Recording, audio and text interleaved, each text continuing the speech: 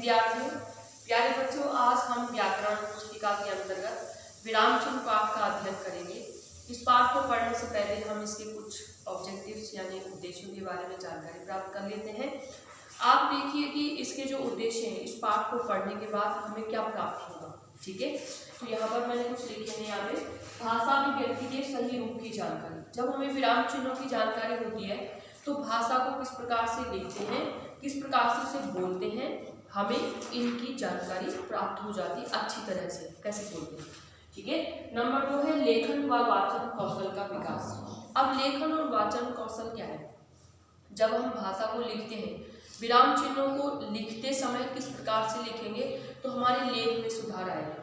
जब हम वाचन यानी उसको बोलेंगे, जब हम जैसे कि मैं इस समय आपसे बात कर रही हूँ, तो बोलने का जो हमारा तरीका है वो किस प्रकार से होगा, इस पाठ को पढ़ने के बाद हमें ये भी प्राप्त हो जाएगा। ये कौशल हमारे अंदर आ जाता है।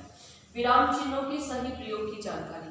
विराम चिन्ह कौन कौन से होते हैं, उनका सही प्रयोग क्या है, किस प्रकार से उन्हें हम लिखते हैं और किस प्रकार से उनका प्रयोग करते हैं, तो इस बात की जानकारी भी हमें इस पाठ को पढ़ने के बाद प्राप्त हो जाएगी।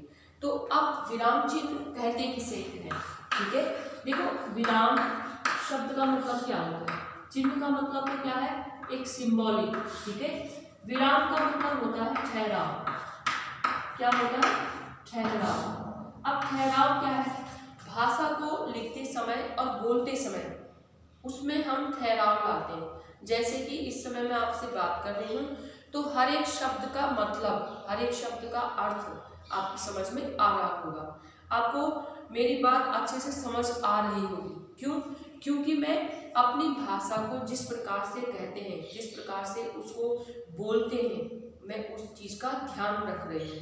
ठीक है, विराम का मैं, ठहराव का मैं अपनी भाषा में ठहराव के यानी विराम के साथ चल रही हूँ। अगर मैं बहुत तेजी से बात करूँगी तो आपकी समझ में आएगा ही नहीं कि मैं क्या बात कर रही हूँ, किस बारे में बात कर रही हूँ। ठीक है, तो विराम का मतलब क्या होता है? ठहराव। और चिन्ह का मतलब होता है प्रतीक। नंबर हमने यहाँ पर क्या लिखा? चिन्ह। तो चिन्ह का मतलब क्या होगा? प्रतीक होगा। प्रतीक का मतलब होता है किसी भी चीज का जो एक सिंबल वो होता है, प्रतीक। तो प्रतीक का मतलब होता है एक सिंबल। ठीक है, जो रिप्रेजेंट करता है उस चीज को, है कि नहीं। तो अब इसकी परिभाषा क्या होगी, ये बात आती है कि विराम चिन्ह की क्या परिभाषा है। तो देखो बच्चों, परिभाषा क्या बनेगी कि भाषा को लिखते समय और बोलते समय, क्या कहा हमने? भाषा को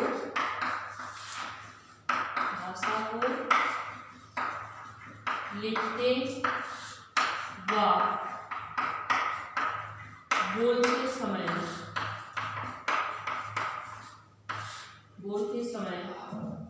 ठहराव के लिए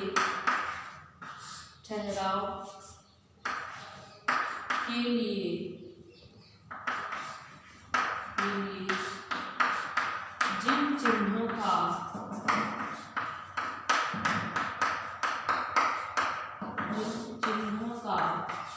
प्रयोग किया जाता है,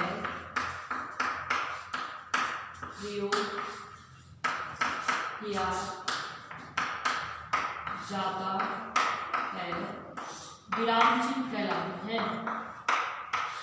विराम चिन्ह कहलाते हैं।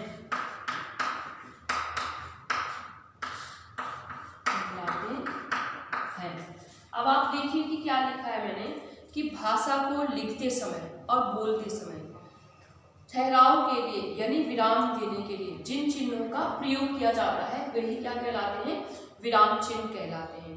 अब भाषा को लिखते समय, बोलते समय क्या है? बोलने का ढंग, बोलने का तरीका। जब हम उसका प्रयोग कर रहे हैं, उसको ध्यान में रख करके बोल रहे हैं, तो वही क्या है? विराम चिन्ह है। अब हम उनको बोलेंगे तो नहीं, अभी मैं आपको इसके विराम चिन्ह कितने प्रकार के होते हैं ये भी बताऊंगी, लेकिन हम उनका नाम नहीं लेंगे। हम उस बात का ध्यान रखेंगे कि बोलने में विराम चिन्हों का प्रयोग कैसे किया जाता है। जैसे कि मैं इस समय आपसे साथ बात कर रही हूँ, आपको पढ़ा रही हूँ, आपको समझाने की कोशिश कर रही हूँ, है कि नहीं। अब इसका हम उदाहरण देखते हैं। देखिए उदाहरण में क्या है, उदाहरण में अगर हम ये लिखते हैं, क्या लिखते हैं कि राम कुमार जाता है। मैंने अगर ये वाक्य लिखा है राम कुमार जाता है, तो ये वाक्य आपको पता तो चल रहा होगा कि मैंने एक वाक्य लिखा, लेकिन ये पूर्ण नहीं माना जाएगा। क्यों नहीं माना जाएगा? क्योंकि मैंने इसमें कोई भी विराम चिन्ह का प्रयोग नहीं किया है। तो इसमें कौन सा विराम चिन्ह आएगा? हम एक पूर्ण विराम का चिन्ह लगाएंगे। तो इसके लगते ही ये हमारा जो है वो एक कंप्लीट यानी कि पूर्ण वाक्य बन गया है। ठीक है, क्या है? राम कुमार जाता है। ये तो था एक वाक्य। दूसरा वाक्य आप मैं लिख रही हूं, श्याम मोहन राधा और गीता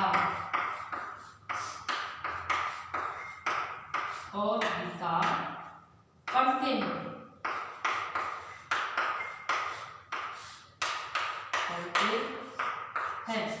अब आप देखिए कि लास्ट में यानी अंत में मैंने पूर्ण विराम का प्रयोग किया, लेकिन इससे पहले भी कोई ना कोई विराम चिन्ह आना था, लेकिन मैंने प्रयोग नहीं किया।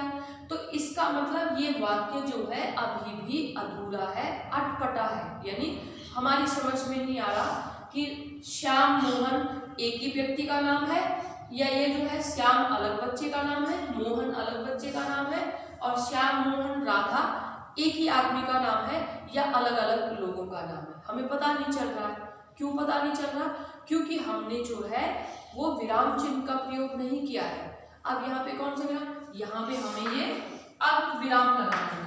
जब हम इस विराम चिन्ह का प्रयोग यहाँ पर कर देते हैं, तब हमें पता चल रहा है कि श्याम जो है वो किसी अलग बच्चे का नाम है, मोहन किसी अलग बच्चे का नाम है, राधा किसी अलग बच्चे का नाम है कि नहीं? तो इस प्रकार से जो है जब हम लिखते हैं और जब हम पढ़ते हैं, तो हम जो है विराम चिन्हों का प्रयोग करते हैं, और जब हम प्रयोग करते हैं उनका, तो हमारी भाषा में कभी भी गलती नहीं हो सकती, ना ही बोलने में और ना ही लिखने में। अब हम बात करेंगे विराम चिन्ह के भेद। विराम चिन्ह के प्रकार कह सकते हो या भेद कह सकते हो। कितने प्रकार के होते हैं विराम चिन्ह? देखो बच्चों, बड़ी क्लासेस में तो विराम चिन्ह बहुत सारे प्रकार दे रखे हैं, है कि नहीं? लेकिन आपकी जो पुस्तक है उसमें 8 प्रकार के विराम चिन्हों का प्रयोग किया गया है। ठीक है, तो इसलिए क्या है, हम यहाँ पर विराम चिन्हों के बारे में, उनके प्रकार के बारे में आप पढ़ेंगे। 1 2 3। अब हम विराम चिन्हों के भेदों के बारे में पढ़ेंगे। विराम चिन्हों के भेद या प्रकार। ठीक है, हम भेद भी कह सकते हैं, प्रकार भी कह सकते हैं, कितने प्रकार के। तो देखो बच्चों, विराम चिन्ह के तो बहुत सारे जुकाम भी लग रखा आजकल, है ना, सर्दी जुकाम होने जा रहा है। तो विराम चिन्हों के भेद क्या है या प्रकार क्या है?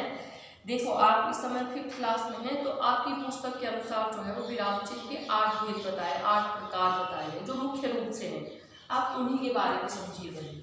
तो देखो, यहाँ पर नंबर 1 पे लिखा हुआ है पूर्ण विराम। ठीक है, पूर्ण विराम। अब पूर्ण विराम क्या है? पूर्ण विराम का मतलब होता है जब कोई भी वाक्य, जब हमारी बात पूर्ण रूप से समाप्त हो जाती है, तो हम उस वाक्य के पीछे क्या लगाते हैं? पूर्ण विराम लगाते हैं। और पूर्ण विराम का जो चिन्ह है, यानी जो उसका प्रतीक है, वो क्या है? वो है ये इस प्रकार से हम एक जो है ये रेखा इस प्रकार से खींच देते हैं, तो वो क्या हो जाती है? पूर्ण विराम का चिन्ह है। ठीक है, पूर्ण विराम कहते किसे हैं? पूर्ण विराम जो है जब हमारी बात लिखते या बोलते समय पूर्ण हो जाती है, तो हम जो है अंत में लिखते समय पूर्ण विराम का प्रयोग करते हैं। और बोलते समय कैसे करेंगे? राम जाता है, मोहन खेलता है, श्यामा हंसती है। तो जब हम बोलने में उसको तरीके से बोलेंगे तो हमें पता चल जाएगा कि कौन सा वाक्य अलग है और कौन सा वाक्य अलग है। ठीक है, तो यहाँ पर क्या है, पूर्ण विराम ये चिन्ह है इसका। और जब हम उदाहरण की बात करेंगे, अगर हम यहाँ पे इसका उदाहरण लिखेंगे, उदाहरण देखो क्या होगा। उदाहरण जो होगा, हम यहाँ पर कह रहे हैं मोहन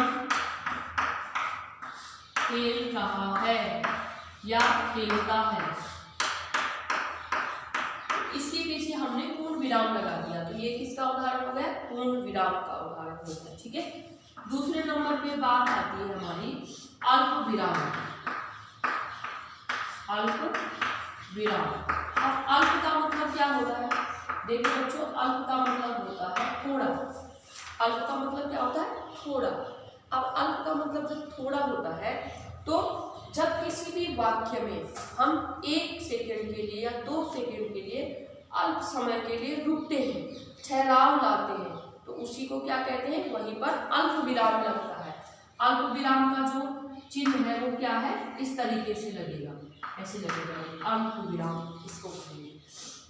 उदाहरण क्या होगा इसका, इसका उदाहरण होगा राम सीता और मोहन जाते हैं। देखो पूर्ण विराम तो हर एक वाक्य के पीछे आएगा। ठीक है, क्यों आएगा, क्योंकि जो है हमारा जो वाक्य होता है वो तब तक पूर्ण नहीं माना जाता है जब तक हम उसके पीछे पूर्ण विराम का चिन्ह नहीं लगाते हैं।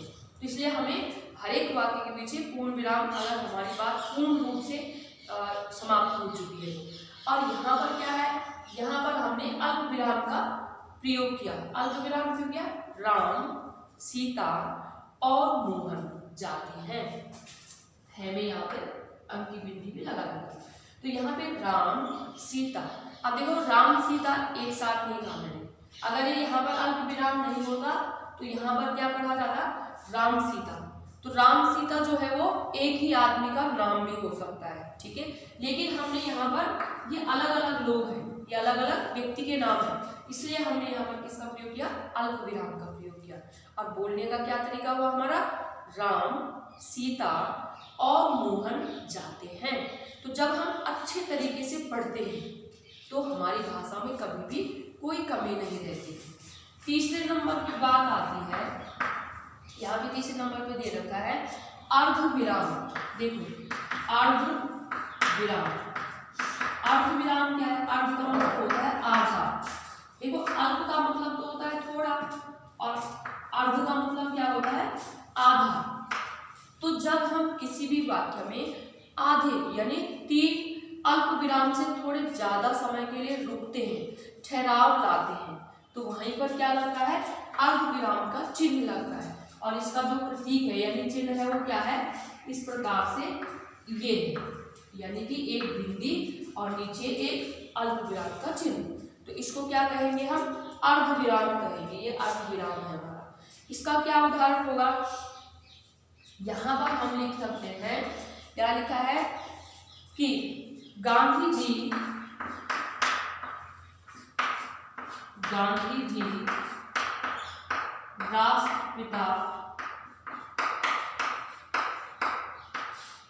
राष्ट्रपिता तो थे। ठीक है, राष्ट्रपिता ही नहीं, ये भी लिख सकते हैं हम, राष्ट्रपिता ही नहीं थे। अब देखो हमने यहाँ पर बात कह रहे हैं कि गांधी जी राष्ट्रपिता ही नहीं थे, फिर हमने क्या नहीं थे, तो यहाँ पर क्या चिन्ह लगेगा हमारा, अर्ध विराम लगेगा। क्या लिखेंगे, संसार के लिए एक उदाहरण लिखेंगे, संसार के लिए अहिंसा के पुजारी भी थे, अहिंसा के पुजारी भी थे। ठीक है, अब आप देखिए कि यहाँ पर थोड़ा सा बड़ा वाक्य लिख दिया मैंने, आप एक शब्द में भी पूरा कर सकते हो कि गांधी जी राष्ट्रपिता ही नहीं थे, विश्व पुरुष भी थे। ठीक है, ये भी हम कह सकते हैं। तो यहाँ पर हमने क्या लिखा, गांधी जी राष्ट्रपिता ही नहीं थे, अर्धविराम। फिर क्या कहा, हम अर्धविराम कहते नहीं है, अपनी भाषा में हम इसको बोलेंगे नहीं, लेकिन हमें उस ठहराव को देना है वहां पे। कैसे कहेंगे, गांधी जी राष्ट्रपिता ही नहीं थे, संसार के लिए अहिंसा के पुजारी भी थे। तो यहाँ पर हमारा फिर पूर्ण वाक्य हो जाता है। चौथे नंबर पे बात आती है, आगे लिखा है इन्होंने प्रश्नवाचक। प्रश्नवाचक, अब प्रश्नवाचक क्या है, प्रश्नवाचक शब्द आपने पढ़े ही है, बहुत बार बता रखा, प्रश्नवाचक चिन्ह। अब देखो बच्चों, प्रश्नवाचक चिन्ह क्या है, ये इस प्रकार से प्रश्नवाचक चिन्ह बनता है। किसी भी वाक्य में जब हम किसी से प्रश्न पूछ रहे हैं या कोई हमसे पूछ रहा है प्रश्न, तो कब, क्यों, कहाँ, कैसे, किस लिए, किसने, किसको, किसके साथ, है ना, और कितने, ये सभी शब्द जो है वो प्रश्न सूचक शब्द होते हैं। और जब ये किसी भी वाक्य में आते हैं तो उनके पीछे यानी उनके अंत में इस पूर्ण विराम की जगह पर ये लग जाएगा, यानी प्रश्न सूचक चिन्ह लग जाएगा। कैसे, उदाहरण यहाँ पर लिख रही हूं मैं, तुम्हारा क्या नाम है।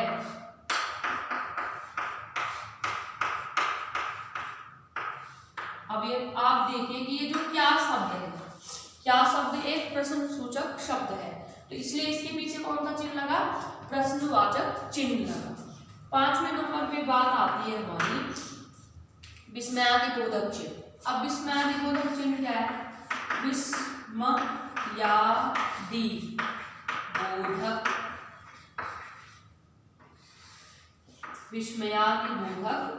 चिन्ह, ठीक है। अब ये विस्मयादिबोधक चिन्ह क्या है, विस्मय का मतलब होता है जब हम किसी आश्चर्य में पड़ते हैं, जब हमारे मन में कोई भाव उठते हैं, तो विस्मयादिबोधक चिन्ह क्या है, एक ये इस प्रकार से एक रेखा खींचनी है, उसके नीचे एक बिंदी यानी डॉट लगा देना है, तो इसी को हम विस्मयादिबोधक चिन्ह कहते हैं। विस्मय का मतलब होता है जब हम किसी चीज के आश्चर्य में पड़ते हैं, हर्ष, शोक, घृणा, ठीक है, हर्ष, शोक, घृणा के भाव, आश्चर्य के भाव जब हमारे मन में आते हैं किसी भी घटना को देखकर, किसी भी चीज को देख करके, तो वहां पर क्या होता है, उस वाक्य के अंत में विस्मयादिबोधक चिन्ह का प्रयोग किया जाता है, ठीक है। कैसे, अब देखो अंत में तो हम पूर्ण विराम का ही प्रयोग करेंगे, उस शब्द के पीछे करेंगे अब जो विस्मयादिबोधक शब्द होंगे, क्योंकि हमें उन शब्दों से ही पता चलेगा कि कोई ना कोई चीज हो रही है। जैसे हमने कोई बाग देखा, बाग में जो है बहुत सारे सुंदर गुलाब के फूल खिले हुए, तो हमारे मन में क्या है, वाह वाह, हमारे मुंह से अचानक से क्या निकलता है, ये शब्द निकलता, वाह वाह, मतलब कितना सुंदर है, वाह कितना सुंदर, कितना सुंदर बाग है। अब आप देखिए कि वाह कितना सुंदर बाग है, यानी जो बगीचा है वो बहुत ही सुंदर है, फूल खिले हुए, तो हमारे मन में अचानक से एक शब्द निकलता है, वाह, ठीक है। अब कभी कभी कुछ होता है, दूर कहीं हम जा रहे होते हैं, तो वहां पर क्या होता है, कुछ अचानक से कुछ हमें दिखाई देता है, अरे, तो अरे शब्द के पीछे भी क्या लगेगा, ये विस्मयादिबोधक चिन्ह का प्रयोग होगा। हम कहते हैं अरे देखो वहां पर क्या हो रहा है, ठीक है, तो इसलिए वहां पर क्या होगा, विस्मयादिबोधक चिन्ह। छठे नंबर पे क्या है, 6 नंबर पे हमारे पास आएगा योजक चिन्ह। अभी योजक चिन्ह क्या है, देखो समुच्चय बोधक शब्द पढ़ाते समय मैंने आपको बताए थे, और बहुत सारी चीजों में हम योजक चिन्ह का प्रयोग करते हैं उस समय, जैसे कि हम जो युग्म वाले शब्द होते हैं। अब युग्म वाले शब्द कौन से हैं, इसका चिन्ह देख लीजिए पहले, ये है योजक चिन्ह जो है, एक छोटा सा इस प्रकार से हाइफन बन जाएगा। कैसे, हमने कहा माता पिता, माता पिता भगवान का रूप है, भगवान का रूप होते हैं। अब आप देखिए जो ये माता और पिता है, यानी जो दो शब्द युग्म होते हैं, शब्द युग्म शब्दों का जो जोड़ा होता है, उसके बीच में हमेशा क्या होता है, इस योजक चिन्ह का प्रयोग किया जाता है। ठीक है, माता पिता, भाई बहन, नाना नानी, चाचा चाची, एक दूसरे, इधर उधर, दाएं बाएं, ये दाहिने बाएं ये भी कह सकते हैं। इस प्रकार से जो है ऊपर नीचे, ठीक है, ये सभी शब्दों के बीच में जो है वो योजक चिन्ह का प्रयोग किया जाता है। अब जो 7वां और 8वां नंबर है उसका नाम है उद्धरण चिन्ह। वो भी हम 7वां नंबर है उद्धरण चिन्ह। अभी उद्धरण चिन्ह किसे कहते हैं? देखो, उद्धरण का मतलब होता है जो बात कोई विशेष रूप से कही जाती है। ठीक है, कोई बात हमारी बहुत ही इंपॉर्टेंट है, उद्धरण चिन्ह। उद्धरण चिन्ह क्या है? इस प्रकार से इन्वर्टेड कॉमा इंग्लिश में, ठीक है, इंग्लिश में क्या कहेंगे? Inverted comma. तो इनके बीच में जो ये लिखा हुआ है ये ऊपर की तरफ लगते हैं, यही क्या कहलाते हैं? उद्धरण चिन्ह के प्रतीक है, चिन्ह है। तो यहाँ पर क्या लिखा हुआ है? उद्धरण चिन्ह में एक हरा उद्धरण चिन्ह और दोहरा उद्धरण चिन्ह। अब एक हरा उद्धरण चिन्ह यानी एक साइड में ये एक की तरफ लगते हैं, इसको तो कहते हैं एक हरा उद्धरण चिन्ह। ये क्या है? दोहरा उद्धरण चिन्ह। अब ये क्या है? एक हरा उद्धरण चिन्ह में किसी भी यहाँ पे लिखा हुआ है अक्षर, शब्द, व्यक्ति, वस्तु या किताब, इनके लिए तो एक हरा उद्धरण चिन्ह का प्रयोग किया जाता है। लेकिन किसी भी व्यक्ति की जो बात होती है, ठीक है, किसी व्यक्ति की बात होती है या इम्पोर्टेंट कोई लाइन होती है, कोई कोटेशन होती है, तो उसके लिए क्या कहा जाता है? कोई उक्ति होती है, कोई कथन होता है, जो उसके लिए दोहरा उद्धरण चिन्ह का प्रयोग किया जाता है। जैसे हम इसका अलग अलग मैं आप लोगों को, जैसे हम कहेंगे रामधारी से दिनकर,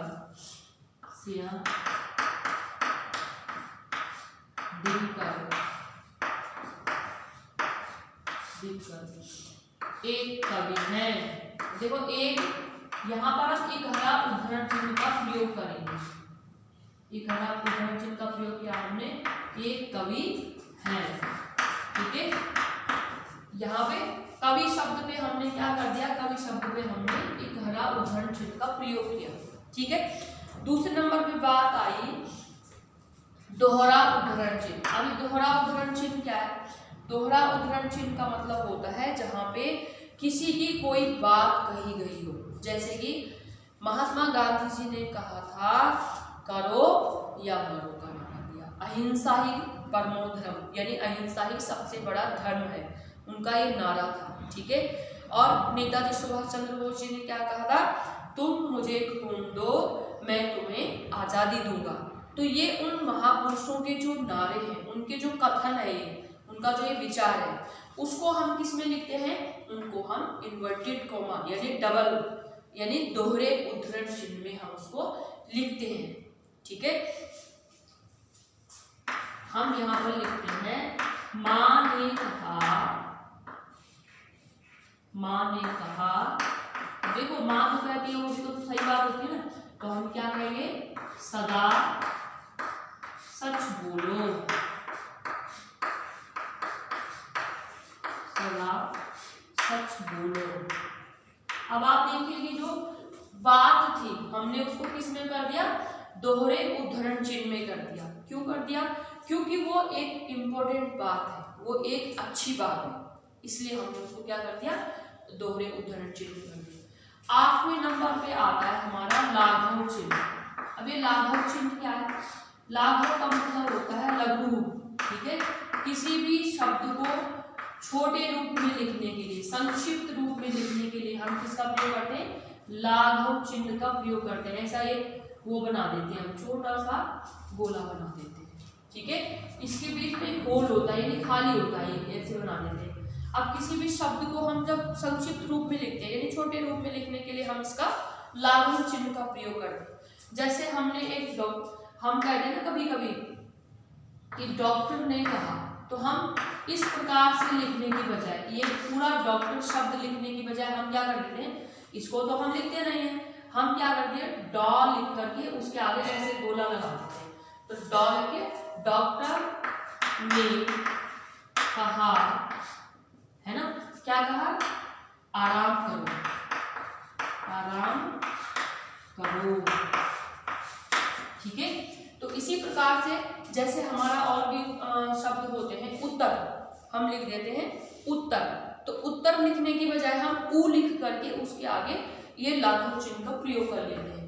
ऐसे ही हमने लिखा पंडित जवाहरलाल नेहरू, तो पंडित लिखने की बजाय हम पा के ऊपर बिंदी लिख के उसके आगे एक लाघव चिन्ह का प्रयोग कर देते हैं। तो प्यारे बच्चों, ये हमारे जो है वो मुख्य रूप से 8 यहाँ पर मैंने आपको चिन्हों के बारे में बताया, विराम चिन्हों के बारे में। इसके अलावा और भी बहुत सारे चिन्ह, विवरण चिन्ह होता है, रेखांकन होता है, निर्देशक चिन्ह होता है, बहुत सारे चिन्ह होते हैं और भी, लेकिन उनका प्रयोग आप थोड़ी बड़ी क्लास में यानी 6 क्लास में जाओगे तब उनका प्रयोग आप करना सीख जाओगे। अभी ये मुख्य रूप से 8 प्रकार के मुख्य रूप से जो चिन्ह है उनको सीखिए, बार बार जो है उनको अपने वाक्य लिखने के बाद जो है इन सभी पर आप 10-10 वाक्य बनाइए और उनको सीखिए, अभ्यास कीजिए इन चीज़ों का। ठीक है, और तब तक के लिए मैं अपने नेक्स्ट वीडियो में आपको नए चैप्टर के साथ मिलूंगी। धन्यवाद, जय हिंद।